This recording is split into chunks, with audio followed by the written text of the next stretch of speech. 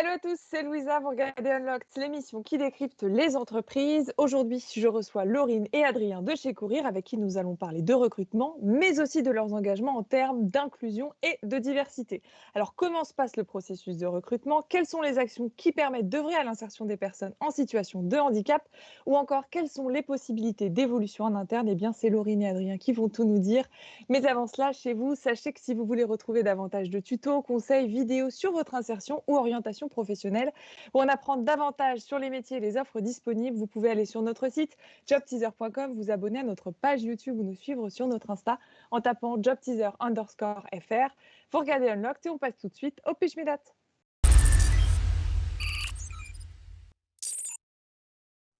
Bonjour Laurine, bonjour Adrien, Bonjour. comment allez-vous? Très bien. Super bien. Alors Adrien, tu connais ton prochain challenge, ton défi qui va être de nous pitcher courir en moins d'une minute 30. Mais avant cela, je vais vous présenter. Puisque Laurine, tu es responsable communication interne et mission handicap. Alors tu vas nous en dire plus sur cette mission et tu vas aussi nous parler de la Courir Academy. Et quant à toi, Adrien, tu es responsable recrutement. Tu vas nous parler du process que vous avez mis en place concernant le recrutement, de la parité au sein des équipes, mais aussi des parcours de carrière possibles. Mais avant d'entrer dans le vif du sujet, Adrien, ça va être à toi. Est-ce que tu es prêt à relever le défi de pitcher courir en moins d'une minute 30? Je suis prêt.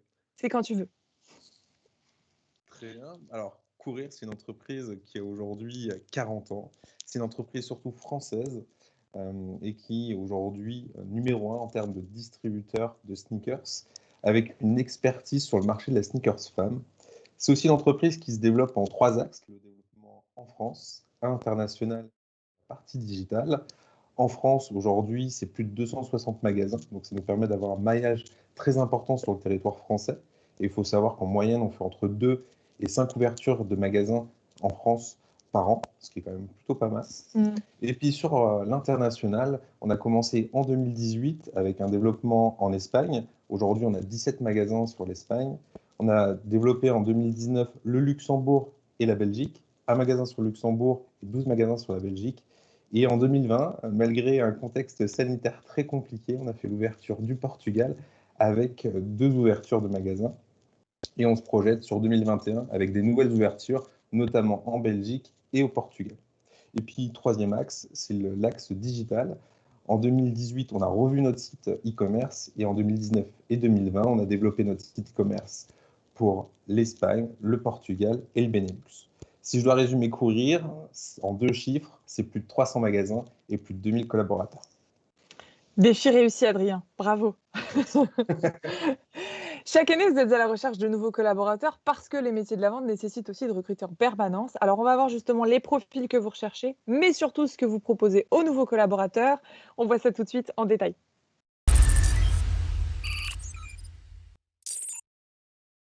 Pour entrer dans le vif du sujet, vous êtes là pour parler recrutement, mais aussi diversité et inclusion. Laurine, est-ce que tu peux nous dire quels sont les profils, les diplômes et les formations que vous recherchez? Alors, on ne recherche pas forcément un niveau d'études en particulier. On va vraiment miser plutôt sur les savoir-être. On est sensible à laisser sa chance en fait à chacun et ça fait vraiment partie de notre engagement en faveur de l'inclusion aussi. Alors, l'inclusion, vous verrez, on vous en parlera aussi à plusieurs reprises aujourd'hui. En tout cas, dans le cadre de notre campagne alternance, on recherche plutôt des diplômes Bac+2, Bac+3 en lien avec les métiers de la vente. Et pour les métiers du siège, on est plutôt sur du Bac+3 à Bac+5. Après, en interne, on propose vraiment des vrais parcours de formation et de promotion interne. Et ça, Adrien vous en parlera tout à l'heure. Et justement, Adrien, pour te donner plus de détails, est-ce que tu peux nous dire les postes qui sont à pourvoir aujourd'hui, combien il y en a, où et à partir de quand? Oui, tout à fait. Aujourd'hui, on a 2 types de postes. Sur la partie réseau, on a la partie encadrant, notamment avec des responsables d'équipe, qui sont des animateurs, des coachs de vente terrain. Donc on est vraiment là sur l'encadrement. Et sur les non-encadrants, ce qu'on appelle donc nos non-encadrants, qui sont les vendeurs, les vendeuses, les chargés de stock, les hôtes et hôtesses de caisse. On va rechercher aussi bien du CDI, du CDD, du temps complet, du temps partiel, et sur toute la France. On a un peu plus de 50 postes aujourd'hui à pourvoir sur le territoire français. Dès aujourd'hui, à pourvoir. Dès aujourd'hui, dès maintenant, même si aujourd'hui nos magasins sont fermés, on prépare la réouverture et on a hâte d'accueillir nos clientes et clients. Et alors, Adrien, est-ce qu'il existe des prérequis, des fondamentaux pour intégrer Courir? Non, aujourd'hui, on va se référer vraiment à la personnalité. Pour nous, c'est vraiment le plus important. Ce qu'on veut aussi, c'est des profils qui sont commerçants, qui vont être dans la vente, dans du conseil. Ça, c'est très important. On accompagne vraiment nos clientes du début jusqu'à la fin de leur vente. Mm. Ce qu'on veut faire, c'est faire vivre une expérience exceptionnelle à nos clients. Voilà, ça, c'est le plus important. Laurine, des éléments à ajouter sur ces prérequis? Oui, parce que c'est vrai qu'on peut penser qu'on va rechercher absolument des profils de personnes qui seraient sneakers addicts, parce que c'est vrai que c'est un milieu qui attire beaucoup de passionnés aussi, et on le comprend. Mais comme disait Adrien, on recherche vraiment plutôt des profils de vendeurs avant tout. Bien sûr, les sneakers addicts sont les bienvenus, mais pas que. Voilà, c'est pas fermé. On se dit même que, à la limite, la fibre sneakers, elle viendra en travaillant chez nous. Et vous êtes ici pour parler d'inclusion et de diversité aussi. Alors, on va commencer par la question de la parité, Adrien. Où en êtes-vous sur cet enjeu? Alors la parité, pour nous, c'est très important. On s'adresse aussi bien aux femmes qu'aux hommes. Ce qu'on veut, c'est être représentatif de notre clientèle, qui va être aussi bien des ados, des jeunes actifs, des familles, des grands-parents retraités. Et on a fait vraiment un gros travail dessus, hein, parce qu'en un an, on est passé d'une parité sur l'encadrement de 44,6% à 51,5%. Donc on a fait vraiment un gros travail et on veut vraiment poursuivre nos efforts pour avoir une diversité au sein de nos équipes. Ça, c'est extrêmement important, encore une fois, pour être représentatif de la clientèle qu'on a au sein de Coréa. Et vous avez un processus de recrutement personnalisé, si on peut le dire. Alors, est-ce que tu peux me dire comment se passe ce processus d'embauche? En fait, on a 3 étapes. La première étape, c'est effectivement quand, avant de déposer sa candidature, on va avoir un chatbot, donc un agent conversationnel avec des mises en situation pour connaître davantage un petit peu comment se positionne le candidat ou la candidate. La deuxième étape, c'est une fois qu'il a déposé sa candidature, il sera invité à un pré-entretien vidéo pour connaître davantage le candidat ou la candidate au-delà de son CV. C'est vraiment connaître sa personnalité, sa façon de voir les choses, comment il se positionne sur l'entreprise. Pour donner quelques exemples de questions, notamment par exemple sur un poste de vendeur, c'est lui demander quelle est l'expérience la plus responsabilisante pour lui ou pour elle et pourquoi. Si j'ai été responsable d'équipe ou je me positionne sur un poste de responsable d'équipe, c'est comment je peux accompagner mon équipe au quotidien. Donc c'est vraiment aussi des mises en situation, mais on laisse vraiment la parole libre au candidat ou à la candidate, c'est très important. Et puis la dernière étape, c'est aussi de pouvoir rencontrer son futur responsable de magasin ou sa future responsable de magasin pour voir effectivement si on va pouvoir travailler ensemble. Ça, c'est extrêmement important. Et puis l'étape finale, c'est l'intégration au sein de nos équipes. Laurine, de ton côté, tu t'occupes de la mission handicap au sein de Courir. Est-ce que déjà, tu peux nous parler de la différence entre un handicap visible et invisible? Alors, je suis contente que tu poses la question parce que je pense que c'est important. On a tous une image du handicap et la réalité, c'est que la majorité des handicaps sont invisibles. En fait, 80% des handicaps sont invisibles. Alors, on pense souvent au handicap moteur, au fauteuil roulant, aux personnes malvoyantes ou malentendantes. Mais en fait, il y a une multitude de pathologies qui peuvent constituer un handicap. On a les maladies invalidantes qui en font majoritairement partie. Je pense au diabète, à l'épilepsie, la polyarthrite, etc. Et en fait, chez Courir, c'est aussi la majorité de nos collaborateurs en situation de handicap qui sont porteurs de handicap invisible. C'est aussi intéressant de savoir qu'il y a seulement 15% de handicaps qui le sont de naissance, ce qui signifie qu'en fait, dans 85% des cas, les handicaps sont contractés au cours de la vie. Et ça veut dire quoi? Ça veut dire qu'on peut tous être concernés aussi à un moment, de manière temporaire ou non. Voilà. Et alors, est-ce que tu peux me dire les actions que vous mettez en place pour justement œuvrer à l'insertion des personnes en situation de handicap? Oui. Alors déjà, il faut savoir que c'est plus qu'une simple volonté d'inclusion et de responsabilité sociétale, c'est un véritable enjeu pour l'entreprise. Notre PDG, Pierre Chambaudry, est très impliqué sur le sujet, c'est d'ailleurs notre premier ambassadeur. Et c'est grâce à ce soutien qu'on réussira durablement, en tout cas, nos actions. Au-delà de ce soutien, on est engagé à travers un accord handicap pour une durée de 3 ans avec nos partenaires sociaux, avec des objectifs de recrutement assez ambitieux et des moyens financiers en fait, pour les atteindre. Donc le process de recrutement, il n'est pas différent que celui que vous a présenté Adrien, parce qu'on souhaite vraiment apporter les mêmes chances pour tous et on ne fait pas de différence dans le parcours du candidat pour postuler à nos offres, que ce soit pour les magasins ou pour le siège d'ailleurs. Mais après, tout l'enjeu, c'est de faire connaître notre engagement pour attirer les candidats en situation de handicap et les inciter à venir postuler chez nous en toute confiance. Et c'est aussi pour ça qu'on est là aujourd'hui, c'est pour en parler. Donc, au sein de l'entreprise, on a une mission handicap, courir, avec une personne vraiment qui est dédiée à ce sujet-là et qui veille à la bonne intégration des salariés, à aménager les postes si besoin, à sensibiliser les équipes, à accompagner les managers. Donc voilà. Tu parlais de sensibilisation, Adrien. Comment est-ce que vous sensibilisez, vous, les collaborateurs, à ces enjeux d'inclusion et de diversité? Déjà, première étape, c'était nous, l'équipe ressources humaines, c'est aussi nos managers, les directeurs régionaux qui ont été sensibilisés, formés sur le handicap. C'est aussi une communication qui a été réalisée par la mission Handicap Courir, qui a été distribuée à l'ensemble de nos collaborateurs. Ça, c'est important. Ça, c'est d'une chose, en tout cas, pour la partie handicap. Et puis aussi, pour la partie diversité, ça a été un développement de notre marque employeur. Et puis, on a remarqué effectivement que ça avait eu un impact très, très fort sur les candidatures qu'on avait pu recevoir. Tout à l'heure, on faisait le rapprochement avec la parité de nos équipes. On s'est rendu compte qu'effectivement, on avait une forte croissance des candidatures féminines versus candidatures masculines, qui a permis aussi, quelque part, d'avoir cette parité au sein de notre équipe en magasin. Donc ça, c'est très important. Et pour être très concret, Laurine, est-ce que tu peux me dire comment est-ce que vous adaptez les postes, par exemple pour les personnes en situation de handicap, comment est-ce que vous adaptez? Est-ce que tu peux nous donner des exemples concrets? Oui, alors c'est vrai que quand on parle d'adaptation de poste, c'est très diversifié. Ça peut être des adaptations matérielles, organisationnelles, humaines. C'est pour ça que je vais donner quelques exemples assez concrets pour que tout le monde puisse comprendre. Déjà, par exemple, on peut, avant l'arrivée d'un salarié, sensibiliser une équipe. Alors c'est toujours du cas par cas, mais prenons l'exemple d'une personne malentendante qui arrive dans un magasin, dans une équipe. L'idée, c'est de pouvoir, par exemple, faire intervenir un organisme qui va sensibiliser l'équipe pour mieux communiquer avec son futur collègue. Ou une personne épileptique, c'est de sensibiliser l'équipe pour qu'elle puisse réagir en cas de crise, en cas de malaise. Après, on peut faire intervenir un ergonome pour étudier le poste de travail. Il va étudier les gestes effectués au quotidien et apporter des solutions d'aménagement pour que le poste soit parfaitement aménagé. Par exemple, un siège assis debout pour les hôtes de caisse. Voilà. Et au siège, parce qu'il n'y a pas qu'en magasin aussi, mais au siège, c'est vrai que souvent c'est plus simple parce que les postes ont un bureau, donc on peut aménager un siège ergonomique, on peut mettre en place des logiciels, une lumière spécifique. Enfin, ça fait vraiment le tour du poste. Et puis il y a les aménagements horaires aussi. On peut imaginer que la personne a besoin de faire des pauses régulières. Je pense au cas d'un diabétique, par exemple, qui aurait besoin de se faire des injections. Ça, c'est quelque chose que l'entreprise peut complètement entendre et mettre en place sans souci.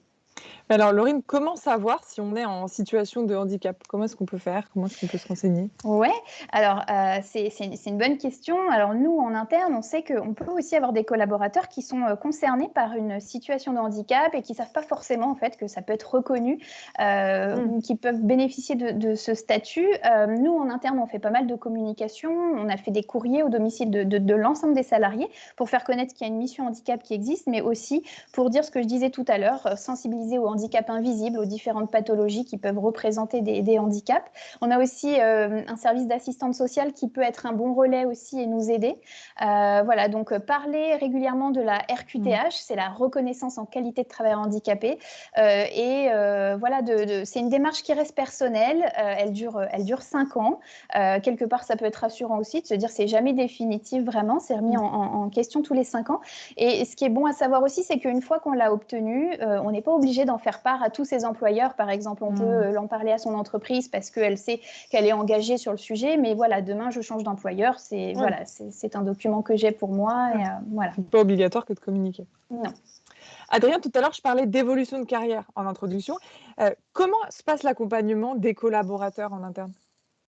Je vais déjà commencer avec 2 exemples. Avant de parler du dispositif, on a un exemple qui est un directeur régional qui a commencé sa carrière comme vendeur chez nous et puis qui a gravi au fur et à mesure les échelons pour ensuite arriver sur ce poste-là. Et dernièrement, on a fait ce qu'on appelle chez nous les assessments, donc des cas pratiques où j'ai pu rencontrer une collaboratrice qui a commencé comme vendeuse en temps partiel, puis après qui a pris un poste vendeuse en temps complet, et puis ensuite on a détecté son potentiel, et donc elle a été inscrite en assessment pour ensuite occuper un poste de responsable d'équipe, donc de coach et d'animation terrain.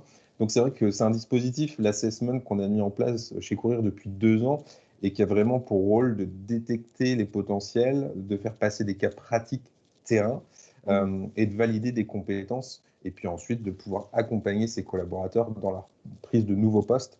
Ça, c'est très important pour nous. Et là, tu parlais des assessment centers. Est-ce que tu peux nous parler plus en détail de ces assessments? Typiquement, en fait, c'est des demi-journées qui vont être sur des cas pratiques. Alors, on n'est pas là pour piéger nos collaborateurs, collaboratrices, c'est vraiment comprendre comment ils peuvent faire certaines missions, tâches au quotidien. Et c'est aussi pour les accompagner dans leur progression, dans leur prise de poste. Et c'est quelque chose qui fonctionne très très bien parce que depuis qu'on a mis en place les assessments, 70% des collaborateurs et collaboratrices qui ont été inscrits aux assessments ont réussi cet assessment et donc ont été promus sur des postes soit de responsable d'équipe ou de responsable de magasin. Et là, on parle d'évolution et de parcours de carrière, mais vous avez aussi un dispositif qui est la Courir Academy. Alors, Laurine, déjà, est-ce que tu peux nous dire ce qu'est la Courir Academy? Et est-ce que c'est cela qui permet d'évoluer en interne? Alors oui, la Courir Academy, sa vocation, c'est d'abord de détecter les talents en interne et de mettre en place des formations et des dispositifs pour ensuite les faire évoluer.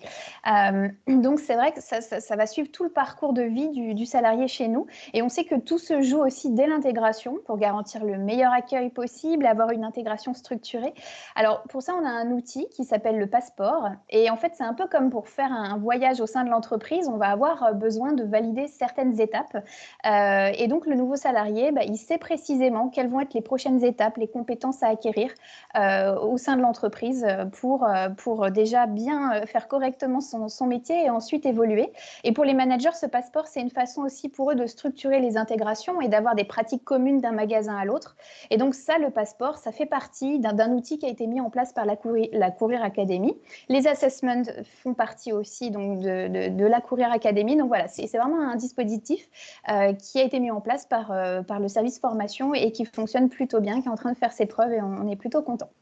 Et ça, c'est tous les collaborateurs qui ont accès à la Courir Academy? Oui, tout à fait. Sur leur demande ou c'est plutôt les managers ou le service RH qui se tournent vers… Ça peut être les deux, en fait. Parfois, c'est le salarié qui va lever la main, qui va dire à son manager, voilà, j'ai envie d'évoluer, d'être accompagné, etc. Après, voilà, comme je disais, pour le parcours d'intégration, là, ça concerne vraiment tout le monde. Voilà, donc les échanges se font librement. Hein. Ça peut aller du salarié vers le RH, le manager. De toute façon, tout le monde communique ensemble. Voilà, pour que les salariés puissent aussi avoir accès à des postes à responsabilité chez nous et évoluer. C'est vraiment de les accompagner de A à Z tout au long de leur vie chez nous, chez Courir. Hein. C'est vraiment leur offrir une carrière et pour ça, on va les accompagner étape par étape sur ce que disait Laurine, sur l'intégration, les formations, les évolutions via les assessments. On forme aussi sur les produits qu'on peut vendre aussi au sein de nos magasins avec qui on fait des formations en partenariat avec nos partenaires qui sont les marques qu'on représente au sein de nos magasins. Donc, c'est vraiment un suivi tout au long de sa vie chez Courir. Et d'ailleurs, vous me l'avez dit au téléphone, c'est pas de belles promesses, c'est que des belles histoires parce que c'est possible, notamment avec les parcours que tu viens d'illustrer, Adrien. Oui. Alors maintenant, Adrien, Laurine, il va nous rester 3 minutes ensemble. Ça va être déjà votre mot de la fin. On passe au last but not least.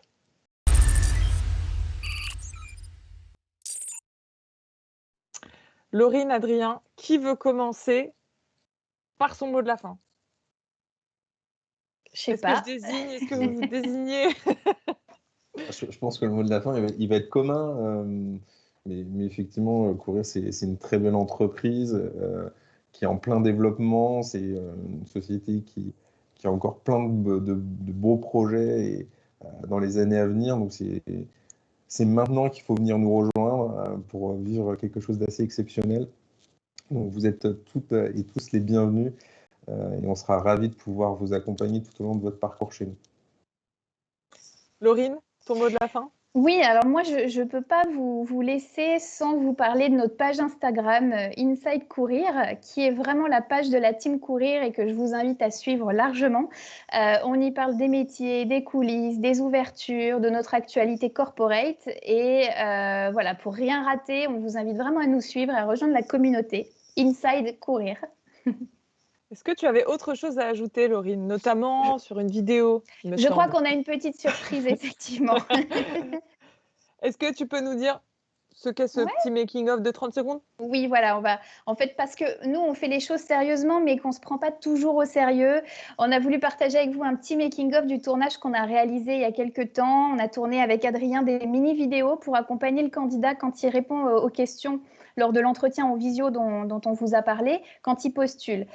Donc, vous verrez que pour nous non plus, ce n'est pas toujours un exercice facile d'être devant la caméra. Mais vous savez de quoi vous parlez quand vous leur pitchez. Et ça, c'est plutôt un bon argument.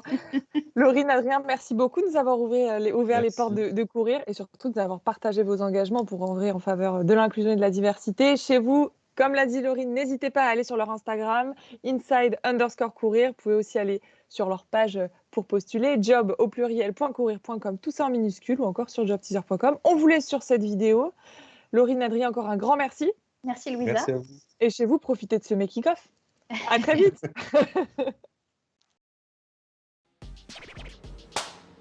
Bonjour. Quoi? Bonjour. Je me suis recoiffée. Racontez-nous. Non. Non, c'est pas ça. Attends, je gonfle les cheveux. Toi, vas-y.